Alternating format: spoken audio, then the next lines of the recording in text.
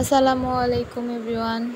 আজকে আমি বানাবো মজাদার একটা সালাদ, যেটা খেতে খুবই মজা এবং স্বাস্থ্যকর। এটা বিরিয়ানি, পোলাও, গ্রিল, নান সব কিছুর সাথে খেতেই খুবই মজা লাগে। এজন্য আমি একটা বোলে নিয়ে নিয়েছি পাতাকপি, লেটুস পাতা, গাজর, টমেটো, শসা, তারপর এতে দিয়ে দিব কিছুটা কাঁচামরিচ কুচি, তারপর দিব পেঁয়াজ কুচি। পরিমাণটা আপনারা নিজেদের প্রয়োজনের উপর করে নেবেন। আমার যতটুকুন লাগবে আমি ততটুকুনি নিয়েছি। এখন আমি এতে দিয়ে দিব এক টুকরো লেবুর রস।